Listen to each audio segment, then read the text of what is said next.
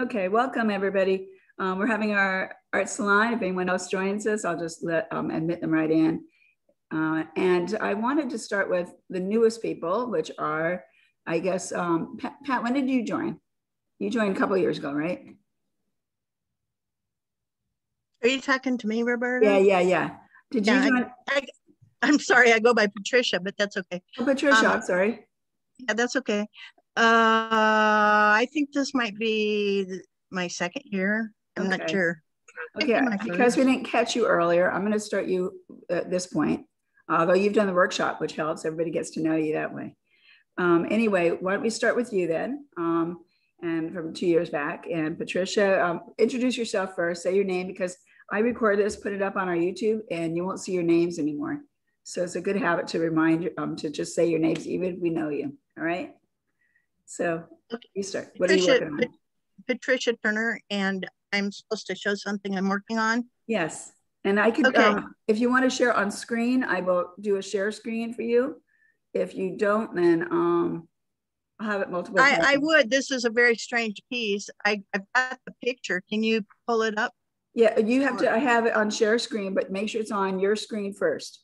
So make sure it's in front of you on your computer, and then accept the share screen on the. I can't pull it up, but you could share it. In other words, you just click on share it.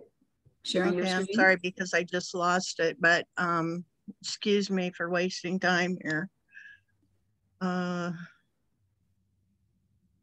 if you have it near you, you could also just lift it up and talk to us about it. And then when you get into multimedia, or mixed media, it's easier to be able to show it on screen sometimes. Okay, now I have it on my screen and I go to Zoom. And it says, where do I go to? Look for the green one that says share screen. Do you see it? Yeah. And then just click on that and share the screen. And there you go. We see it now. Wow. Okay. This is an unusual one. I'm not sure how many people know about mitochondrial Eve, but she is scientifically the first woman who ever lived. 150, no, she's not the first woman who ever lived. She's the woman that passed down her mitochondrial DNA to her daughters. And so they have traced her DNA back to this woman who lived in Western Africa in a desert that used to be very full and plush, that I can't remember the name of, but 150,000 years ago. So while other women had daughters at that time, her mitochondrial DNA is the only one that kept passing down and passing down. And as a consequence, every single woman in the world now has the mitochondrial DNA of this single person. Wow. So I call this piece Mighty Eve and her daughters of different shades. So what I'm trying to do is show that race is just sort of a social construct. There's really no DNA or biological markers for race per se. It's ethnicity. And so what I did was I'm collecting pictures of women of all different shades. And so there would be the Asian shade and the African shade and the North European shade, et cetera, et cetera. And so I researched and found out how many percentage of Asians are in the world, et cetera, et cetera. And I'm in the process. I don't know if you can see, but these are all little flowers of women. Cool. The faces. Shades. So, and this will be all over the entire piece, except for this part in here. This I wanted to show you because when I do these, I make a mock-up piece that sometimes I work with, sometimes I don't. But this I paint with powdered dyes. So I mix powdered dyes and I paint this archival paper, which are the strips that you see here. And I cut it out, I mount it on a canvas that's the same proportions, and I send it into a place that prints it on 60 by 80 foot long and 60 or 80 inches long and 60 inches wide of fleece. And then I go back Did in. you say fleece? Pardon me? You said fleece? Fleece, like a fleece blanket. Yeah. You know how you can get fleece blankets made of your family and stuff like that. Didn't so that's that. what I'm starting to do, because I want to create some bigger pieces. And this is a good way to do it. Because then I go in and I adorn this with, well, first of all, I've got to repaint Eve, obviously. She didn't come out very well, so it's been a struggle figuring out which paints, which I found out acrylic and a special hodgepodge for textiles mixed together will work on painting her. So I'm not worried about her. I'll get her painted. But doing all of these little flowers, flowers of people, and they all also, the leaves are also 3D, and they're my hand dyed archival paper with the powdered dyes. So that's my thought here, was to make a happy. And it's wonderful. I love the fact that your face of how face is just a social construct. Yeah. I love the fact that your face of Eve is is prehistoric. You know, I mean, it's it's kind of a Neanderthal, like, yes, you know, or whatever you want to call it at that time, early man. Yeah. I love that. My husband complained out of shape, and I said, well, you know what? Huh. My internet got kind of messed up here. But I know I'm off that little tip there. Okay.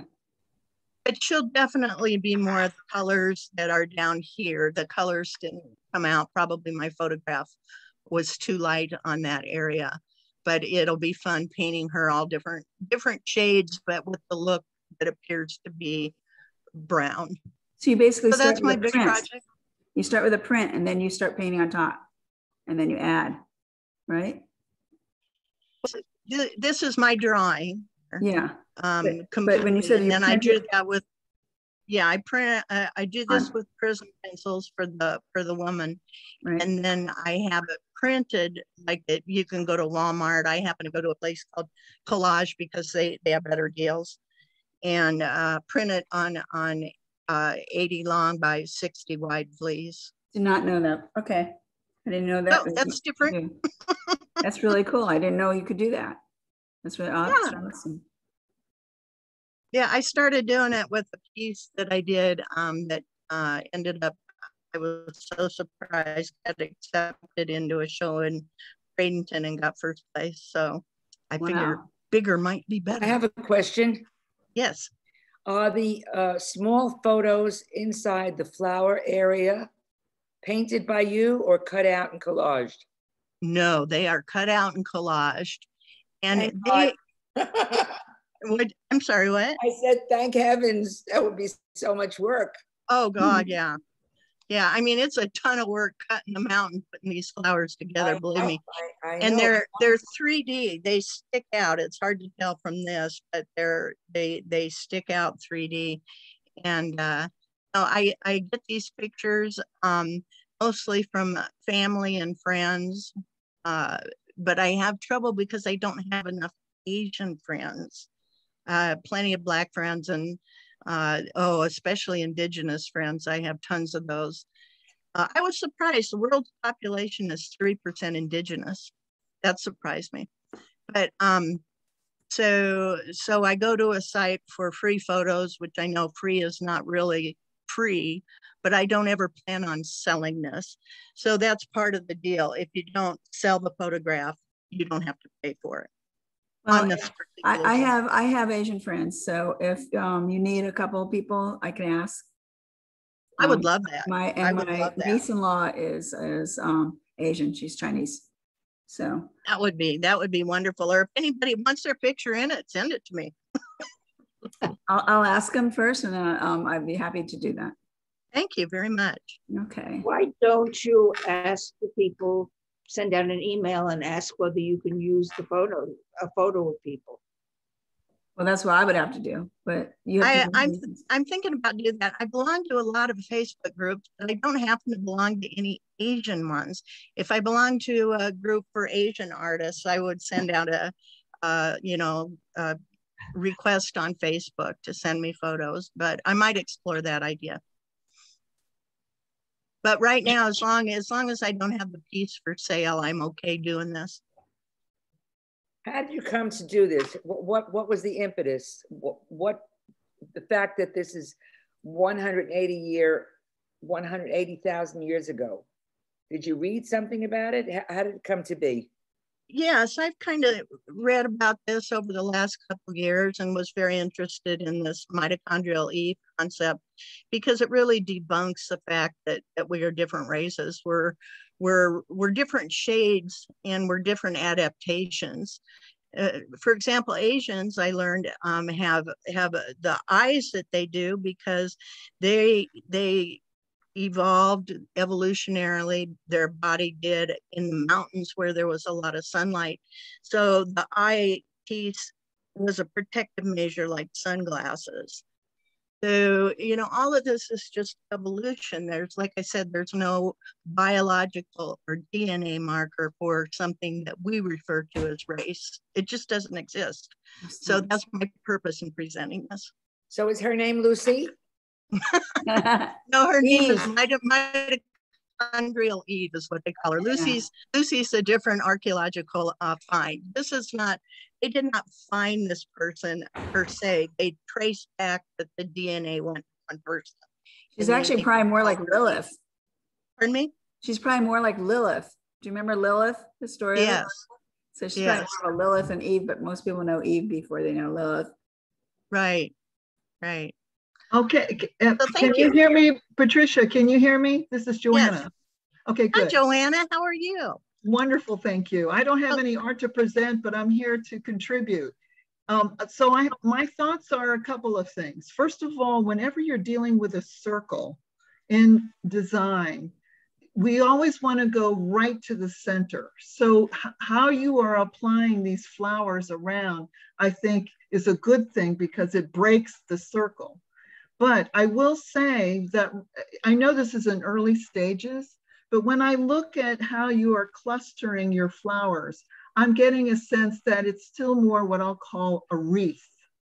So I'm trying to get, without reading your story, because I know you always have an explanation with your artwork, I want to have a sense of something radiating out from her. Either, again, this is just off the top of my head, whether these clusters don't have to necessarily be clusters. You could have little heads starting to come out from, or a line that radiates out, or, but it's this idea that I actually feel two separate shapes here.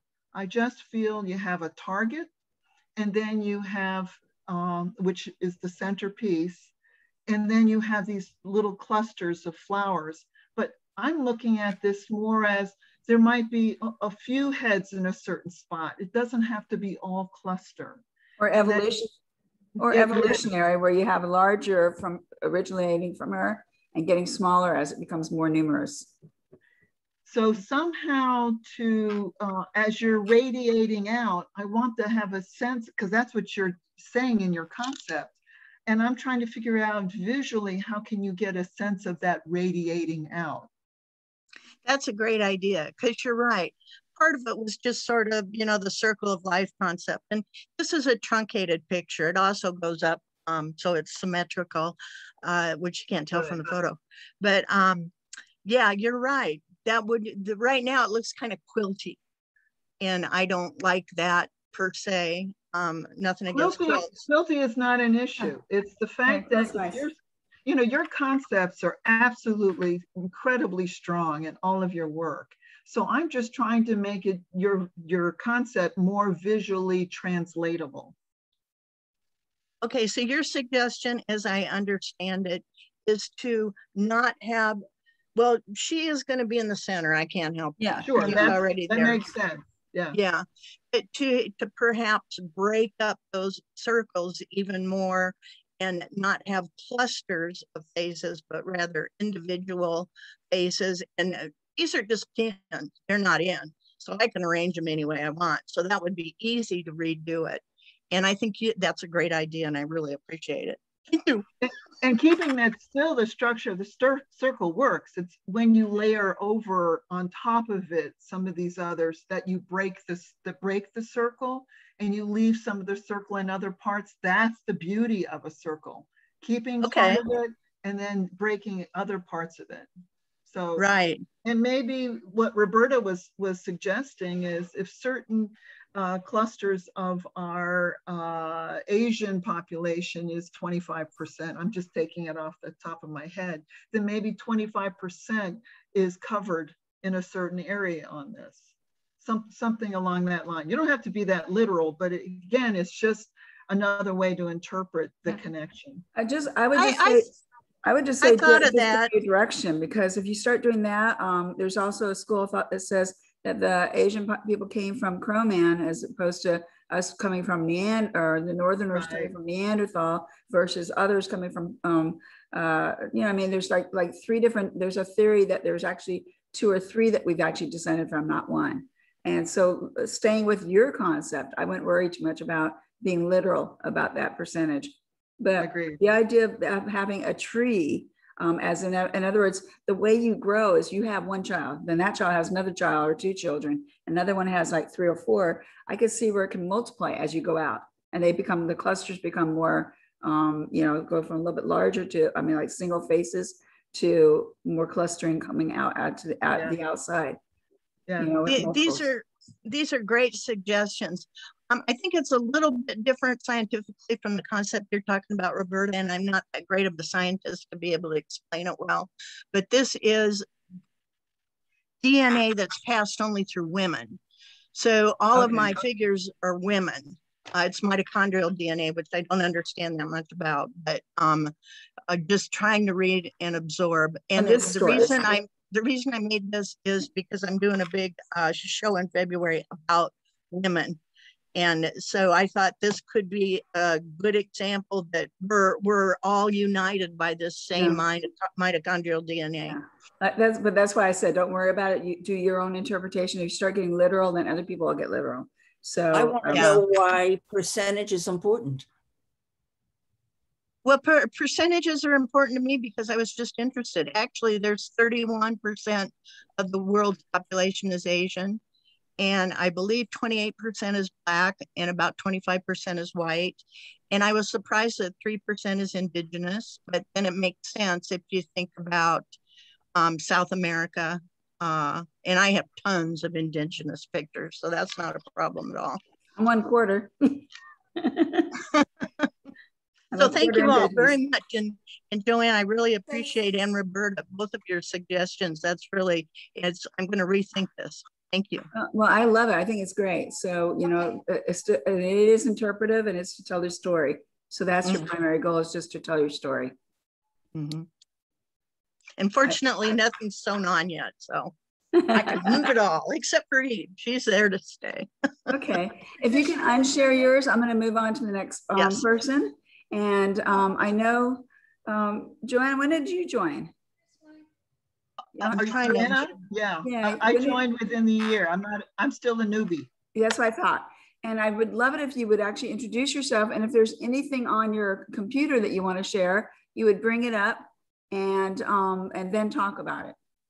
Well, I'm at a different location, so I'm using somebody else's computer. That's a shame. So I'm Joanna Koch. I'm a new member, and I have given one presentation so far, which was permission to scream, which is a process of working abstractly with words. Which I love. But thank you. Any rate, so I'm here actually to be a participant in giving feedback, because I'm not at my computer where I have all of my stuff. So thank you. Well, next time. And I know that you've done it with your workshops. Your workshops are amazing, your workshop. So that was wonderful. Okay, I need you to unshare your. Yeah, and my mouse just stopped working. I'm so sorry. Is there any way you can do that, Roberta? I can't do it from your end. I tried to see if I could do it. Let me see if I could just pull mine up and see if I can get away from yours this way. I'm so sorry, everyone. Did mine come up? Can you see mine? I'm going to get a new battery. Okay, but does everybody see mine? No. Okay, then you're really gonna have to do it on your end, even if you do it by hand. Okay, even if you do it with a mouse on your finger, you know what I mean? On the pad. Please, please, please. Okay, because next person that will come up, maybe we could get them to switch it, would be what, Mindy? Mindy, you're new. Can you share your screen? Maybe I can get it this way. Maybe I can get you to over. I don't know how to do that. All you do is put your image up on your screen, or if you have the, I mean, you don't have to, but if you put your image on the screen and then you click the green one that says share screen. Well, I actually have the piece sitting here. Oh, you do? Okay. But I really want to get this so off. I didn't know I we're could locked in here. Share. Yeah, I didn't know. Sorry. I changed the battery and I still can't get this mouse to work. Does anybody know how to do it? I figured it out. I figured it out. We're good. We're good. I figured it out. Oh, thank you. Sorry. Thank you. I kind of had to block it just to get it out. Sorry about that. It's okay. I got it. I do have a photo. I do have a photo, but I have the piece, but I'm going to give you a little backstory. For years, I've been very involved with the arts program in a small town. I'm sorry, wait, first, say your name. Oh, sorry. It's not going to say it. I'm Mindy Colton, and I live in Orlando, and I'm a new member, and I'm primarily a sculptor these days. So I've been very involved with the arts program in a really small town outside of Orlando for a long time. Believe it or not, their parks and recreation person who's been there over probably 25 years is very, very supportive of the arts. And she loves art, and she's taken it upon herself as a separate item, a part of her job, to build a sculpture garden in their park. And she's done that very successfully. She has more than a dozen really large sculptures in their Lake Concord Park, which is a beautiful park with boats and walks and flowers. And they've been putting a lot of money into fixing up a town that used to actually be known as a red zone.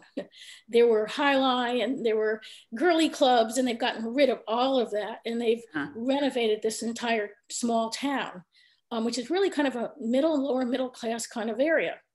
So anyway, they also have an art house that they've had continuing shows in for years and years and years. And they bought my largest sculpture about 4 or 5 years ago. It's 12 feet tall. So I came up with the idea, because I've seen them in other places, of an accessible art walk for people with disabilities. And we started working on grants and working on the idea about 3 years ago. And it's actually coming to fruition. It's probably going to happen. They're actually building an art house that's going to have only sculpture in it. Wow. It's going to be a sculpture house, because she loves sculpture. That's like her #1 thing. And she has no art background. She grew up in the kind of little bit in the sticks in Florida, but she loves art. And so she's developed herself along the way also. And so we're going to have, and we've worked with the Lighthouse, and we've met with the director of the Lighthouse here. And our first show is going to be an inside show with small pieces that people can touch, that anybody can touch and handle. And, you know, and I've actually I loaned and donated one of my large bronzes that's at my eye level, that anybody in a wheelchair even can touch and handle. It's a heavy bronze. You can't hurt it. And I'm going to donate 2 more of my smaller bronzes. I don't have real big bronzes.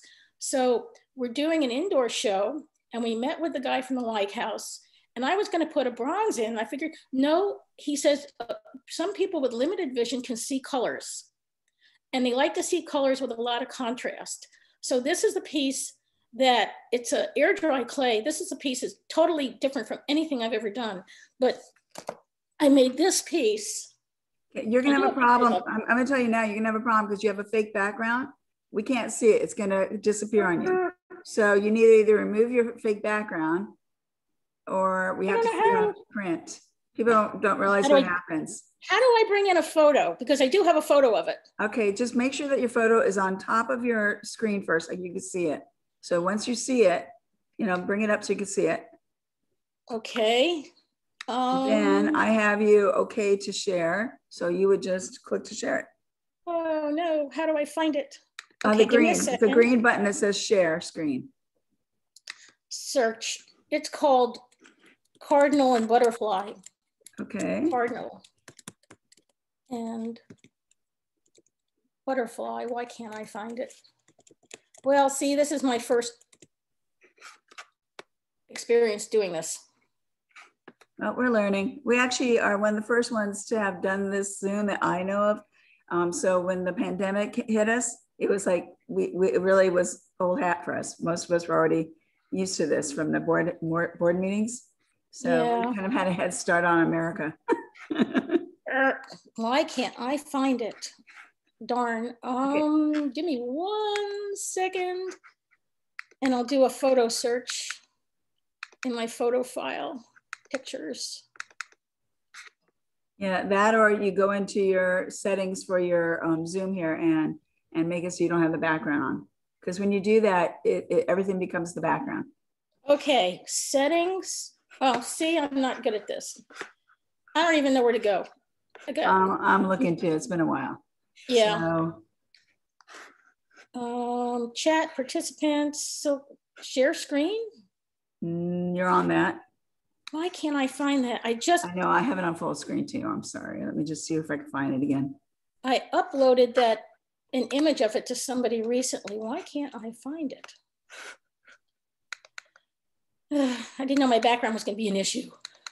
Yeah, it's people are always trying to hide the backgrounds, but it's really actually it's totally not important to do that. I mean, people are more paranoid than anything. If actors and actresses are constantly sharing their background. I found a picture of the piece and I'm opening it. The picture, Roberta, and you put it on? Well, she can, but she already found it. You found it? So I found the picture and I have it on my desktop. Okay. So you so put what do I do with it now? So now you hit the word share screen. Where is that? Oh, it's green. Share screen. And then you're going to see that picture now and you click on it, double click on it or whatever to open it. Advanced files. Why am I not seeing it? When you share a screen, you should actually see a little image on that white screen. You'll see your face and you'll see, for the Zoom, but you'll also see an image of what you want to share, your artwork, as long as it's on your desktop. You know, my desktop is just a blue square. Oh, open system preferences. It might be on the bottom of your screen. Photos. I'm on a Mac. Yeah, I know. And they lock you out of a lot of stuff. Oh, share screen. Wish my husband was here because he's been doing this a whole lot more than me. Share. Well, darn. Okay, well, I'm looking to see if I could. Here we go. I can tell you how to get rid of your background. Okay. Okay. I just figured it out. When you see your image, you're going to see a tiny shield that's green. Do you see it? It's a little tiny screen. It's a little tiny screen. It says meeting information. It's green, tiny little thing. I have hide self view. Okay, good. So you open it up. Now you're gonna, when you open up the green little shield, it's actually a green shield. You're gonna see a little thing that looks like a cog, like a little tool, and you're gonna click on that. Well, I actually just lost me. You just disappeared you. Don't worry about it. You didn't really lose you. We see you. You can't just drop it in. Yeah. Okay. You know what? If it's Show too self difficult, view back. Okay. So. Okay. I don't want to take too much time on this. You can also send that picture. Let me hold it up anyway. Okay. Well, then you have to hold it up really close to the camera in front of your face. Well, anyway, it has a red cardinal. No, it's no good. Can you see a little of it? Yeah, put it really close to the camera.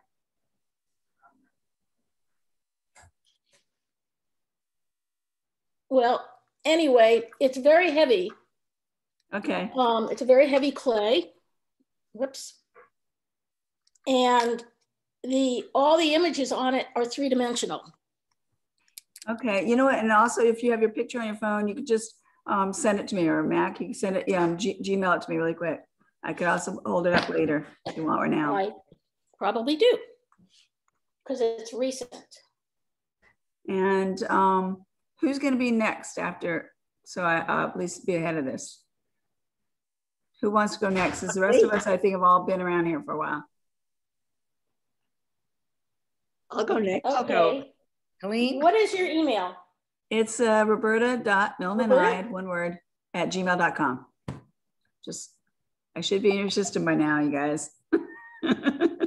Make me a contact. It's in there.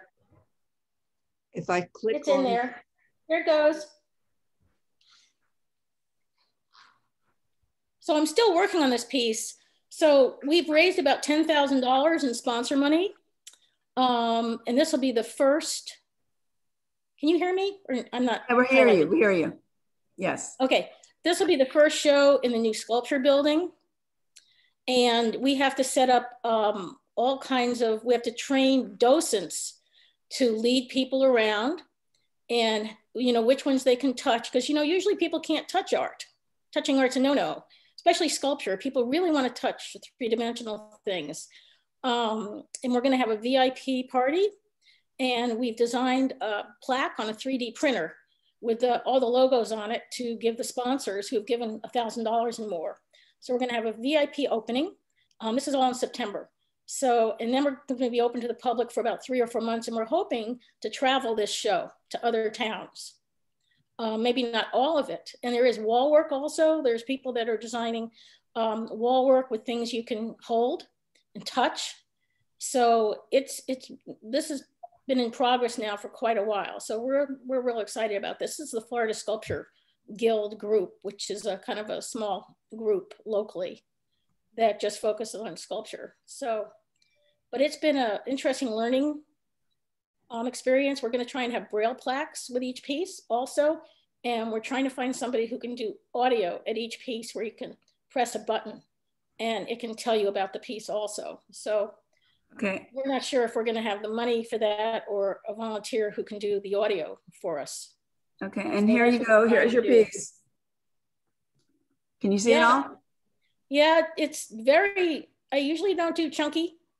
I usually do the tall, thin kind of horses. So, so this is what I'm doing. And Bonnie, come here. Now I have a garbage truck going by. The dog's getting excited. So look at that a minute. I'm letting the dog out. Bonnie.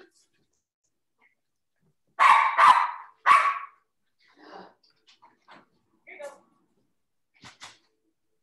Okay, sorry.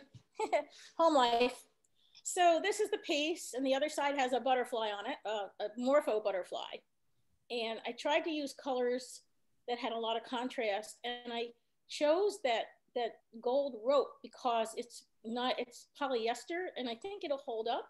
And plus all of this, well, post-COVID, we're still part of COVID, hopefully. All of it has to be able to be sprayed like every day with a disinfectant. So it's got 3 or 4 coats of very heavy gloss I'll be putting on it. So that's what I'm doing right now, this is really different for me. So anyway, butterfly and cardinal. Okay, very good. And how big was this piece? Any questions? Yeah, how big was the piece? How big is it?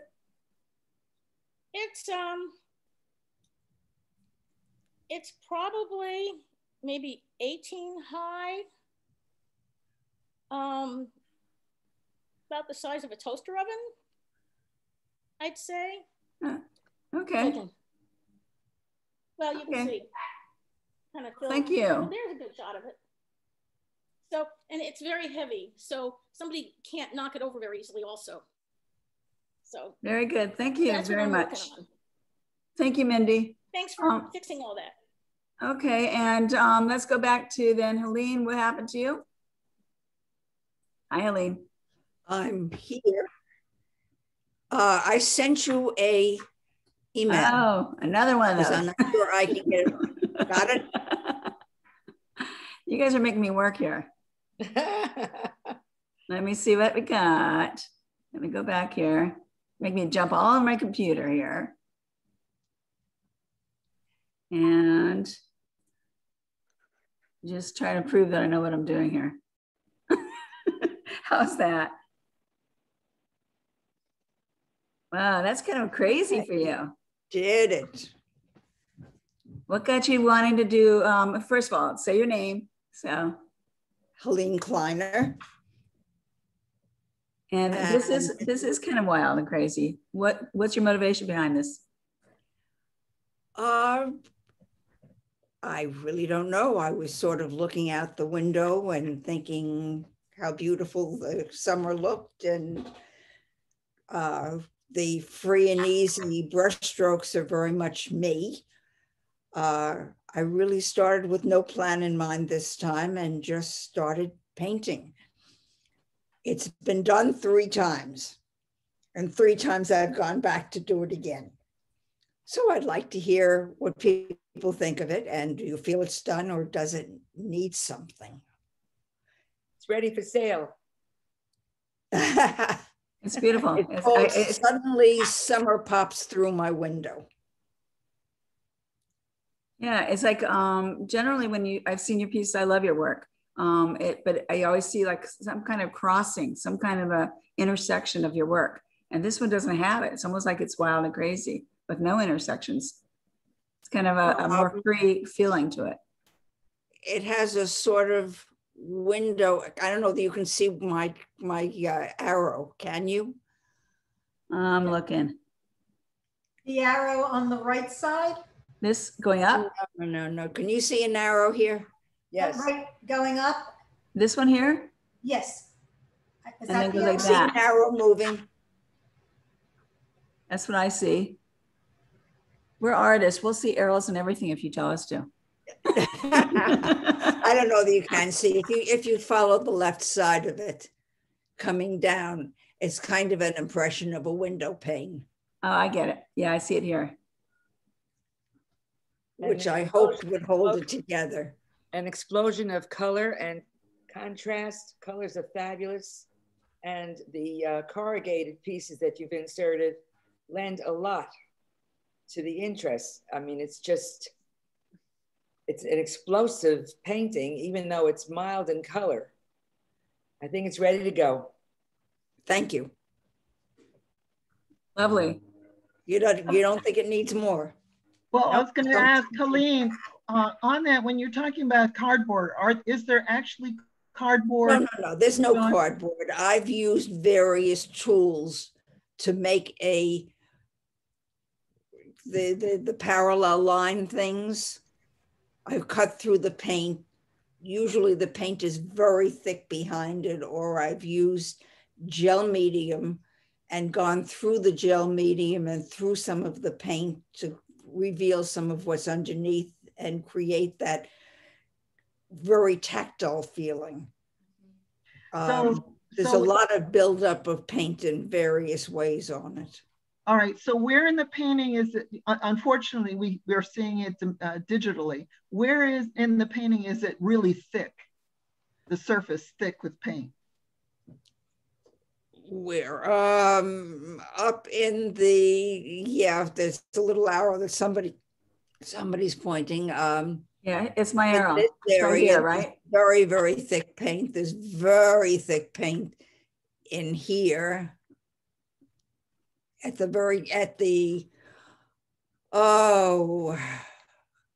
Going from the right about 1/3 of the way up toward the top of the painting. There's very thick paint in there. Okay, so the reason why I'm asking is this, because I'm visualizing that we'll call it 1/3, 1/3, 1/3. So on the right, where it's a little darker, that area being thicker feels like it's coming at me more. And then when I get to the middle third, it feels like it's receding to me and going back in space, which adds a lot to the energy. So what I'm reaffirming to you is I'm liking the way you're using your thickness to create, besides just light and dark with values, you're really using that thickness to make that difference, which I love. Thank you. What kind of tool do you use, Helene, to make the corrugated images pop? I found on Jerry's paints a bunch of things that you can scratch with, paint with. They almost look like tiny spatulas. They're plastic, some of them are softer. I must have bought 3 dozen different kinds, and I paint with them and push them into the paint and scrape off paint with them and put alcohol on my painting and push them through the alcohol, which dissolves some of the paint. They've sort of been a plaything for me. Yeah, that's excellent. And there's a lot of that on this particular painting. And I love your color combo too. I mean, it's basically purple yellow. It's wonderful. Yes. They're complementary colors, which kind of accentuate the inside outside kind of feeling, I think. Right. Does the alcohol change the, does it cause the paint to actually kind of go like that powdery white? I know some paints, they do that. No, it doesn't change the color, but it does it softens the color. And you can kind of scratch through it. I can remove things, or I can scratch off a top layer and reveal what's underneath because of the alcohol. But you have to be careful with it because it can also bring you back to the canvas. Yeah. Interesting. Very good. Very successful. Thank you. Okay, who would like to go next? That was wonderful. And let me stop sharing this one. Oops. Okay, I feel better about it. I've been looking at it and wondering whether, is it finally done? I wouldn't touch it. Okay. And who's next? Who would like to go next? Can you hear me? Yes, absolutely. Oh, great. Okay, I'm Judith Carlin. And I don't have a picture, but I have the painting. So very good. Get the painting.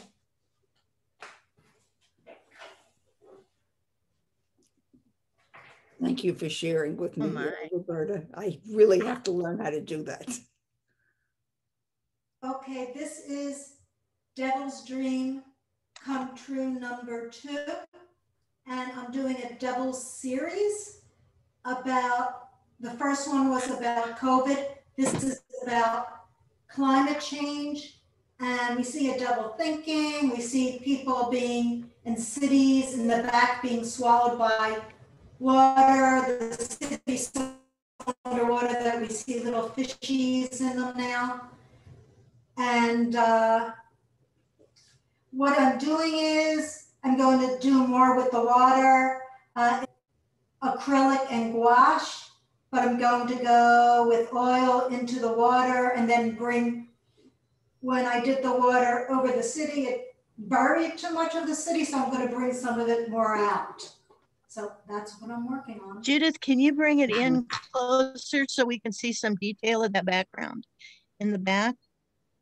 Oh yeah, yeah.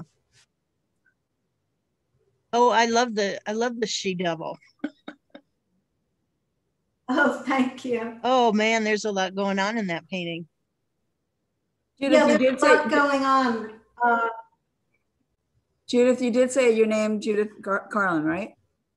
You introduced yourself at the beginning? Yes, Judith Carlin. Okay. Sorry, I start to look around here and I forget. Yes, I did.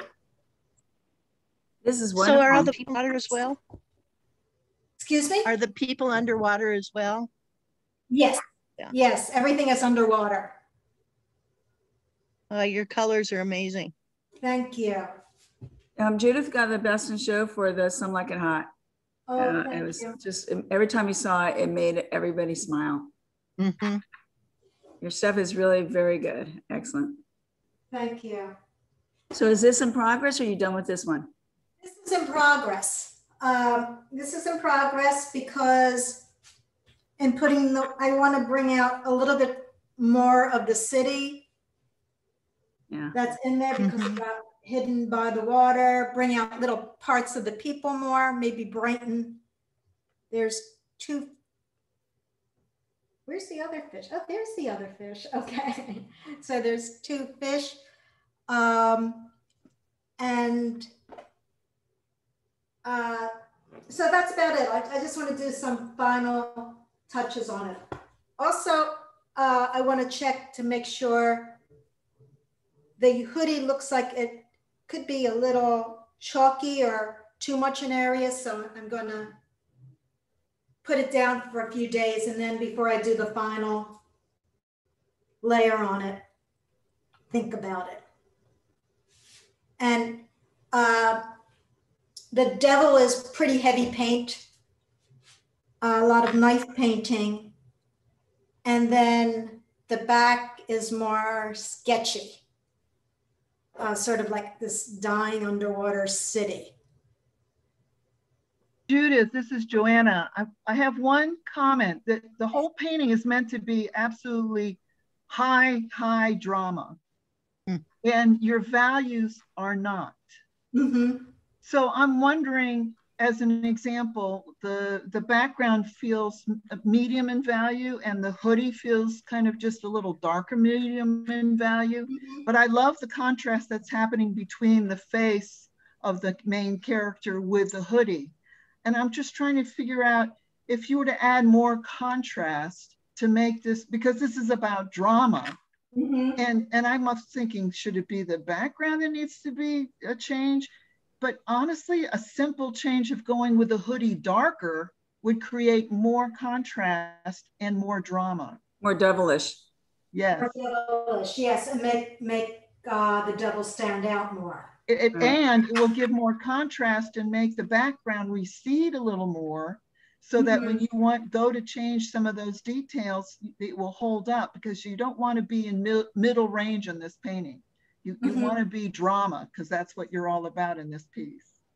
Thank you. Very good. I think that's what Judith's all about in all of her paintings. They're beautiful. Thank you. But yeah, I agree with Joanna, maybe a dark purple or something for the hoodie. Yeah. Excellent. Very good. And I love her red eyes. Thanks. Is there anyone else would like to go next then? This is wonderful. Thank you. I'll go. Okay. Introduce yourself. Shirley Goldblatt. I also go by the name of Sarika. I have one piece that's completed, at least I think it is, depending on what you will say. And then I have two pieces that have just begun. So hang on. Okay. How do I show this? Share screen? You could share, no, you can't share your screen unless it's on your screen. All you can do is hold it up to the camera if you're holding it. Okay. Okay. Can we make this larger and me smaller? No, it's whatever you are. But we see it. We can see it. Okay, this is all done with the acrylic skins that I accumulated from former paintings, showing up a little bit dark, but there's a lot of movement. I don't know if you can see it. Yeah, a lot of swirls. A lot of swirls. It's small. It's, I think it's about maybe 8 by 8. How are you achieving the swirls? Did you paint it, or did you use something to push it, like a hair dryer or what? Floetrol and acrylic paint and movement, pouring and moving. And this is the result. I left some of the white. Are you putting down the skins, or are you, I don't understand how you're adhering the skins, are they just skins, or have you painted over them? Nope, it's just skins, and I glued it onto the canvas with medium. Then there's no paint at all on that. The entire painting is skin. The entire painting is skin. Sarika, would you do me a favor? Yeah, I was just going to say, turn it upside down.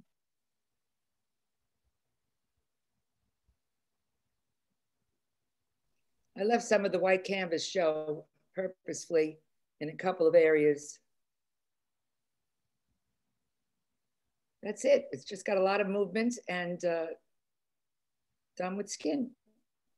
Do you wish to bring out a hint of realism in any way, out of curiosity? No. Okay. If it's there, it's you're looking for the bunny rabbit in the painting, I do not do it purposefully. This is just picking up the skins and placing them where I think they do the best for the painting. So there are lots of little pieces in here. It's not one large piece. I'm very interested in how you're using skins. On the last painting you saw of mine, there were skins on that painting also. There are in many of my paintings, but I use them in conjunction with the painting, not alone. Well, this is alone, so this is contrary to what you're doing. And this is very interesting. I like it. It's the first time I've ever worked just with skin. Okay, well, anyway, this is, I think, completed. I'm not going to touch this one. I'm not going to add any more skin.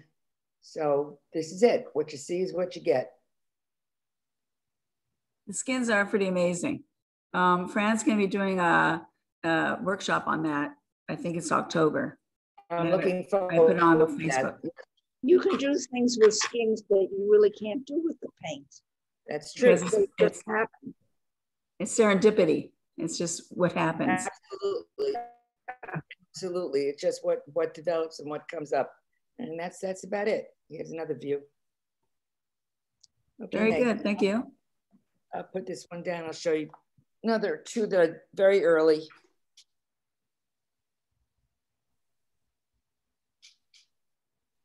That's beautiful. I have an underlayment of paint that was poured and brushed, and then I poured the turquoise over it. My husband says it's very dull, so I'm thinking maybe I'll use a gloss medium over it with some additional lines that I could probably introduce maybe some ink. So actually, I feel like it's the opposite. I like the fact that it's a peekaboo. It's just I want to see something in that peekaboo area that's interesting behind it, and let that thing, as if you wanted to say, screw this whole picture, I want to throw paint on it.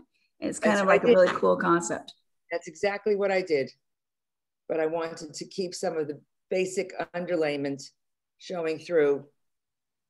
And I think that it needs a little something to liven it up.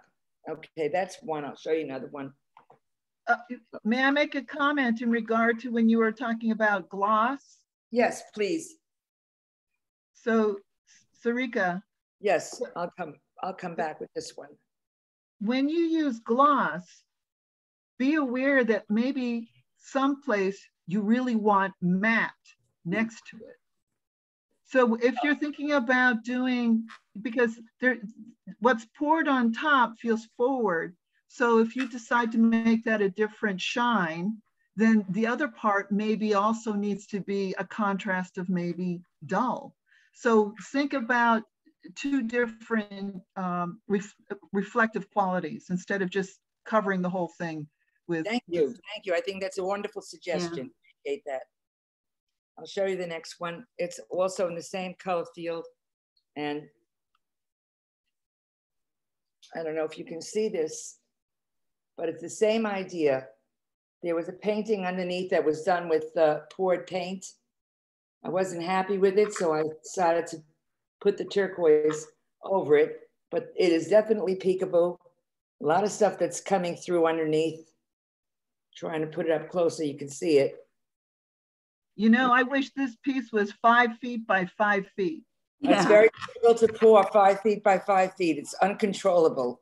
I know, but just the impact of this sensitivity coming through would be fantastic in that large scale. I have very large paintings that are in the same family, they're cousins, and they were painted and or mixed media with pastel and such, but this is strictly paint and floetrol. So it's a start, and I think maybe I'll use that high gloss medium and medium, low gloss medium, and see if I can do a push-pull kind of thing like you're suggesting. Right. Yeah, good suggestion. Thank you for that. Okay, so that's 2 beginnings and one completed. Thank you.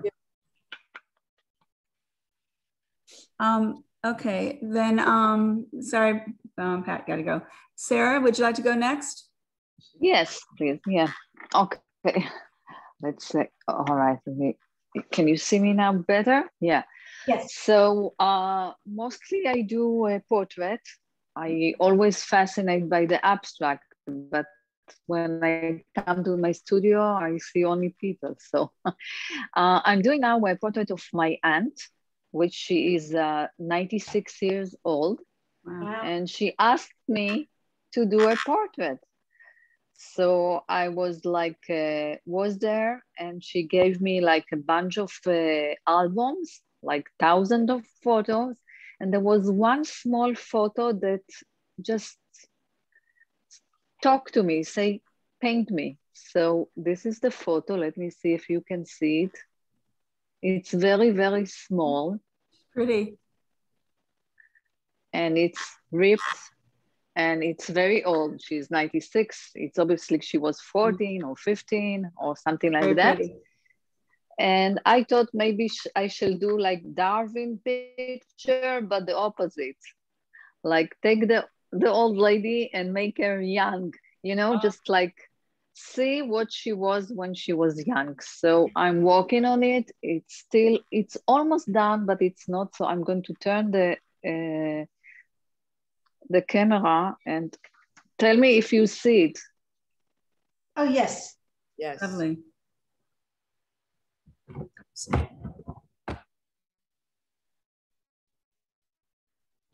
I have to check expand the door. I'll be right back. Keep talking. So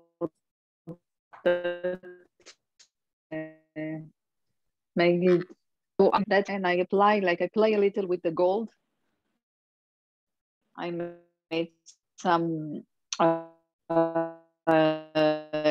freehand scratching on the paint, and well, I need to work more on the air and a little more on the end, but that is like almost done. Well done. It's very, very nice. Yes, that's it. It has Someone like ever the needs Frida Kahlo look to it. It does. It really does. And that's the photo. And know this person, even though she's Excuse not me? age anymore. You want to get to know her. It's inviting you in to know more about her and who was she and what was she and is she a married woman? Did she have family? Things just crop up in your mind, and I think it's lovely. Thank you. Thank you. And I like the fact that you did the flowers and the clothing and also on the back, negative space. What was I love her it. reaction to it? She still didn't see it. She lives in Israel, and she doesn't have internet. So I tried to take the photo and give it. Oh, let me see.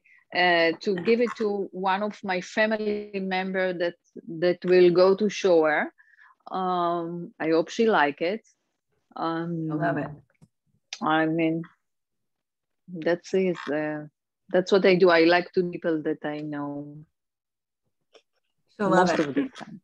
I'd be interested to know whether she decides she'd like to keep it.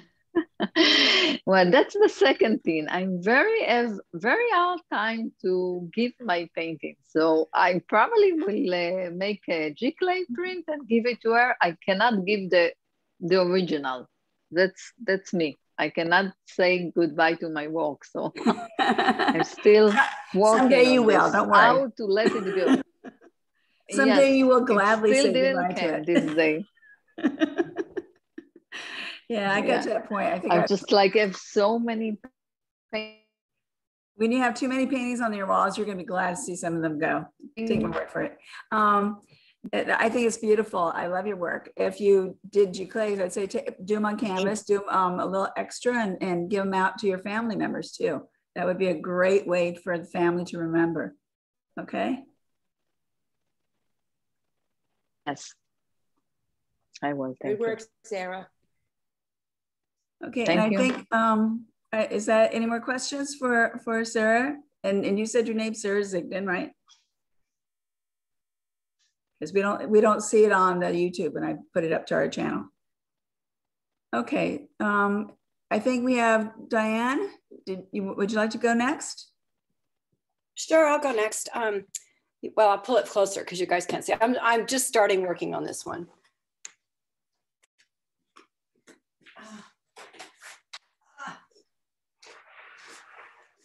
It's locked up here.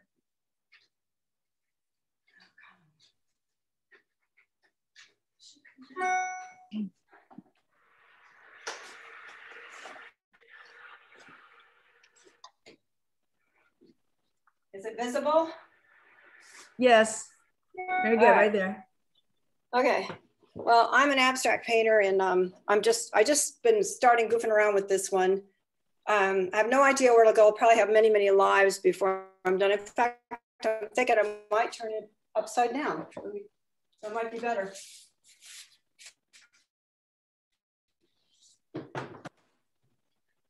What was the idea behind it? I'm all about interconnectedness in lives, and everything in our life is somehow connected. And so that's what this one's about. And I have a new grandson. So I've been babysitting pretty much for the last 6 months while my daughter went back to work. She's an attorney. So now he's in daycare, and I'm getting myself back into the mindset of painting. And it's not been easy because first of all, I'm still kind of exhausted, but you know, I loved taking care of him, but it's time to get back into my own life. And so that's where I'm kind of going with the sweet colors and just, you know, the sweetness in life and how we're all interconnected. And so that's kind of what this one's about. And as I said, it's not very far along. That X will probably be painted out because it's a little too prominent. I can see that. And so then I'll turn it back up the other way. But my work frequently, when I work all directions so that when I'm done, then I pick the best direction. And so that's what I do. It's lovely. Thank you. Any questions or comments? I mean, I know there's not much you can really tell me about it. Diane, this is Joanna. Yeah. Hi. The shapes are about contrast. Yes. So maybe our connection is contrast. Yes, I agree with you because, you know, we complement each other based on what we are not. You know, don't we always look for someone that isn't like us? Like my husband's very dark and I'm very light. I mean, you know, all of that kind of craziness, you know, I have most of my friends I'm very organized and kind of put together. A lot of my friends are just scattered and crazy, but they add something that I need to have to make me feel like a whole person. So a lot of times when I think of contrast, it's one thing that we think about color or we think about value, but I look at it as structured against organic. Mm-hmm. So right now that X is helping me to see what's fluid and organic. One heightens the other. So I'm just saying in its current form, that contrast is coming through based upon the shapes that you've chosen, not about all the other artistic criteria that we normally think about. So that's what I'm responding to. So keep the X. Okay. Yeah. Right now it's the strongest thing, but it won't be that strong once I get the rest in there. Mm-hmm. Right. I could see more X's. Right. Yeah, I can see more X's too. Yeah. In different shapes, not all the same size, but different size. Yes. Can you flip it one more time clockwise? Can you flip the image one more time? No, the other way. Okay. Yeah. Up, all the way? Just like that. Upside down? Yeah. Oh, wait, no, I wanted one more time. Go back. You went all the way upside down. I wanted just one time. There you go. Stop there. Yeah, I agree. I like that. I feel good with that. I feel like it gives a little weight without being an ending. I feel like it's got great balance. And like Joanna said, I like the fact that there's that steady, that stable, and that looseness, that contrast. I love the whole, you know, maybe the words aren't right, but I just think this is a stronger way of showing it. I like it too. I agree with you. It's funny when you see it in the image behind, you know, it's like a mirror image. I always often look at it in the mirror. Yeah, that does. That kind of gives a little journey too. Okay. Just It's very pretty. I like it. And I love the fact that you have that solid mixed with that softness, that looseness. The contrast really reads well. Thank you. Okay, and I guess I'm the last one then, right? Roberta, I'm going to have to leave now. So thank you Oh, all be that way before I go on. All right, I'll take another 5. Let's go. Okay. Your turn, Roberta. I know, I'm getting my feelings hurt. Okay, I'll show you mine. I'm really only a couple days in, so you're not gonna know why it looks like it does. I started out with, I sculpt on paper. I started out, I've been doing a whole series of hibiscus and different flowers. So this is just part of a large series. This one, believe it or not, it gets inspired because by Joanna, because I always have written things on the bottom of the painting and then I cover it completely up. So I do this all the time. It kind of gets me in a direction. Sometimes it's a curse word like bitch or damn it. but this time it was like, I wanted to kind of get out of a slump. I've been kind of in a slump lately with doing contracts and everything else. So I needed to get out of a slump and I decided I'm going to do one that is, how do I heal myself? And that's what this is going to be. This is what this one was about. So what I did is I started writing words underneath, you know, as you'll see grow. I have heal on top.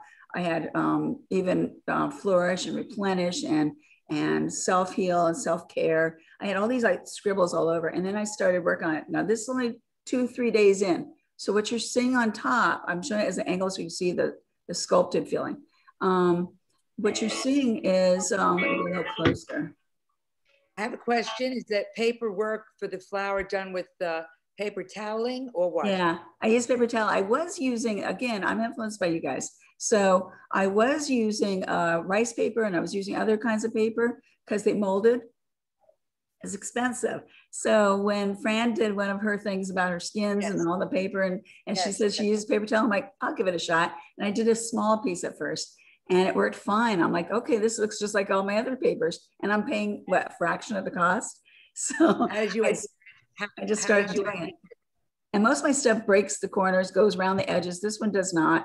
And it's really dark because what I'm using, let me see if I can get in closer. What I'm using is actually burnt out a laundry drum. It was the ball bearings and it was all burnt out. And I had taken all this like stuff, it shines, it kind of has almost like a shimmer to it. So it looks like black right now. And I'll go on top of it and start painting, you know, doing some other paints and stuff. I'm even considering putting in some wood to create the stem. As you can see, I added the leaves down here. I thought I had it close up. There we go. It's very exciting. Thanks. But it's dark right now. Generally, I'll be going back on top of it. I'll be adding color in the background. I will dull back down here to give depth, and I need to do that. What is it called? The pestle, the one in the center. I need to add that, of course. I mean, I really am only a couple days in. And if you look at a wonderful start.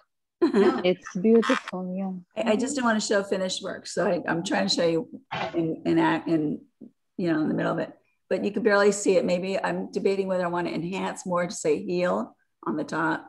Normally, like I said, I've always covered it up. I'm like, okay, here's my words, now go away. And I'm trying not to do that. And like I said, you guys inspire me. So I'm trying to go out of my comfort zone. I'm looking at maybe down here over the glow. I have some pieces of bamboo because I live here, you know, and surrounded by bamboo. And I'm thinking about taking a few pieces of small bamboo to make a ladder. So she climbs up to the ladder. The ladder can also, nice. Yeah, the ladder could paint on top. So I'll probably use the E6000 to glue it down and add some other pieces. Or what's the substrate? What's that? What is it painted on? Oh, it's on canvas. It's not getting awfully heavy for the canvas? No, believe it or not, it really isn't. If it starts to sag, I'll just add another, I think it has one bar behind it because it's 36 high and 24 wide. Is that what, I think that's what it is. So if I have to, and then, you know, like I said, I still have to finish painting it. I still have to add on. I'm going to probably kind of accentuate a little bit more on the heel, on maybe balance out the grow a little bit. Some of the other ones I don't really care as much. I mean, this is your area, Joanna. You would see the balance with the words. So you could tell me. I have a couple of thoughts for sure. One of the things about when you use words is if your intention is that they be seen, then for instance, I can see the word grow, but I like the idea that you're going to be partially covering up with that ladder going up, those kinds of things. But don't forget, it's also about changing the scale of the word. So if you were down in the bottom to write in a much smaller brush and just repeat, grow, grow, grow, grow, grow, grow, grow, grow, grow, grow, that kind of thing, then that will change. And then up above, maybe the heel is even bigger. The H is even hot, goes partially off. It's the idea that you're trying to have a big change in that scale. The other thing that I'm realizing is I know you're putting on some texture. I'm looking at the top where it says heel. And I'm wondering if some of that you want to make it thicker, whether you paint it with words, whether you do it, but you're currently, all of your texture is on your petal, the woman going into the flower, and then your two leaves. And I'm thinking of two different directions. They're quite opposite. One is that you figure out, is the flower coming out of the background, or is it on top of the background? It was intended to be on top, and she's climbing into it. I don't know about you guys. I love to garden, and when I'm kind of in a funk, I like to go out and just clip and do all that kind of stuff just to maintain the garden. It just makes me feel better. So it's kind of like, how do I hide myself? I hide myself into the garden. I get away from people. So, and even my purse, I made sure my purse didn't look perfect. I wanted to look a little frumpy. So, realistic. And by the way, have you ever put in pressed leaves or pressed flowers into this? No, I never even thought about that. But how do you maintain that? You'd have to just seal it with the medium gel, right? That's it. That's it. And by the way, you can press them in your microwave. How do you do that? Really? How do you do that? Yeah, it's so simple. It's amazing. You put down, let's say you just get a leaf. You put down a piece of wax paper. You put a paper towel on top of that. Put the leaf, paper towel, wax paper. Then you take a plate. You put it on top and you zap it for a minute. Wow, that's it. Platinum. It's amazing.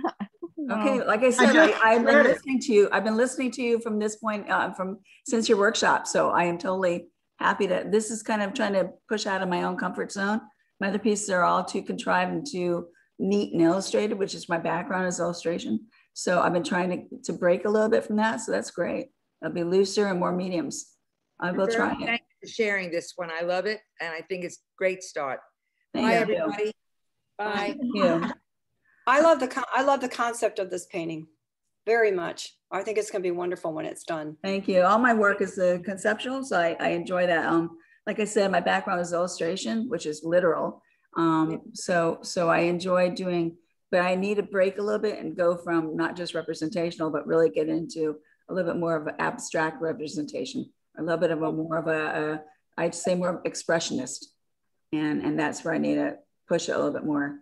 So, and it's hard to stop thinking when you're doing something, because that's what I find. I start overthinking it and I'm just like, stop thinking. That's exactly. And the more I think, the worse it gets. It's just like, stop thinking and just do and let the feeling just be there. But that's a hard thing to do sometimes, especially if you've got a life that's just been overwhelmed with lots of responsibility. Yeah.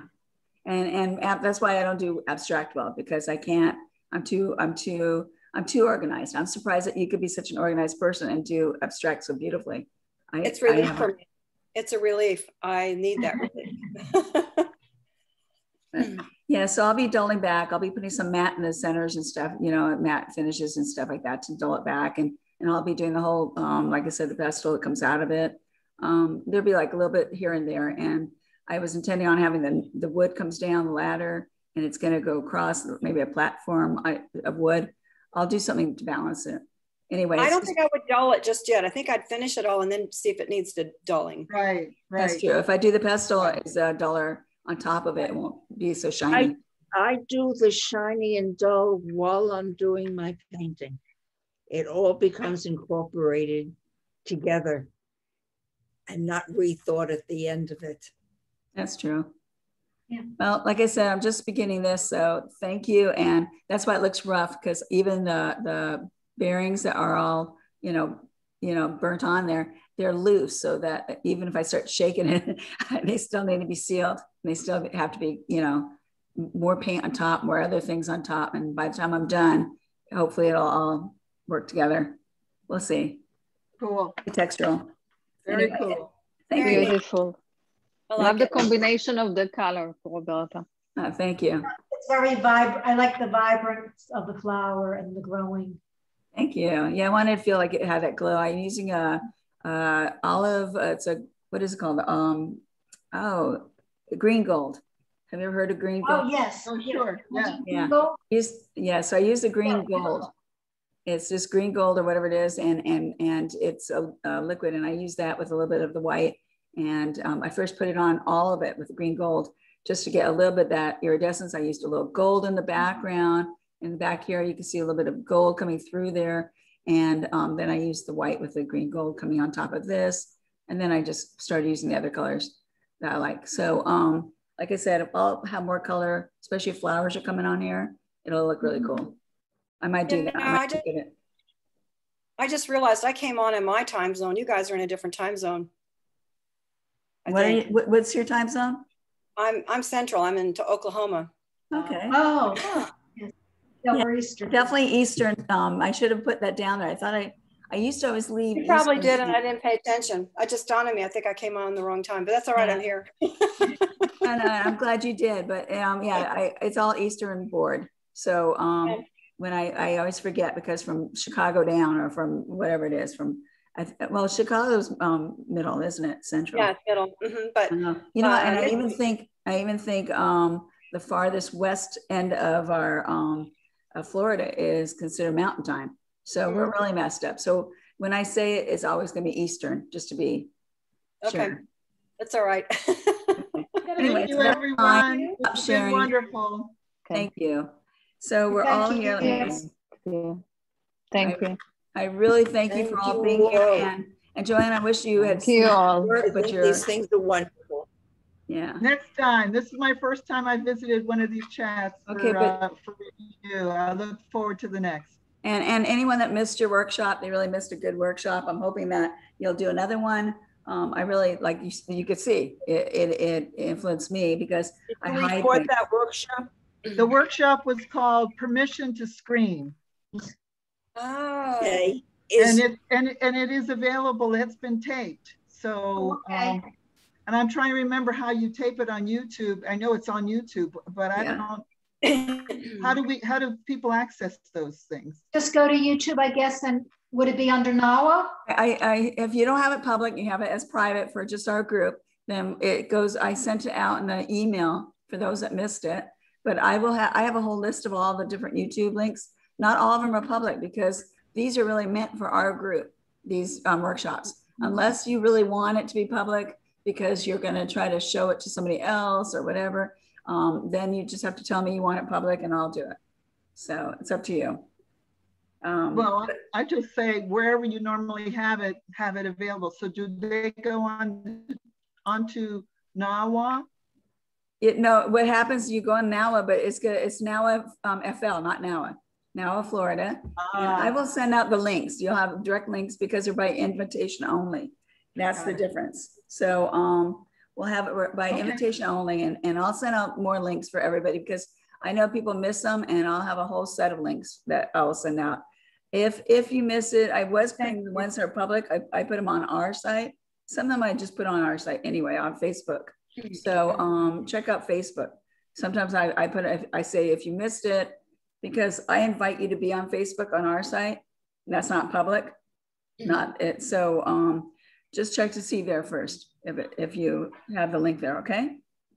Thank you. All right. Thank you, everybody. Okay. Well, thank you very much. And I guess that's it, unless anyone showed up at the very end here. I don't think so. And have a wonderful day. And in case I forgot to say, I'm Roberta Millman-Ide. I tell everybody else to remember and I forget myself. So I'm Roberta Millman-Ide. I'm president of Nawafl, Florida. And I'll see you on YouTube too. Okay. Take care. Bye-bye. Bye.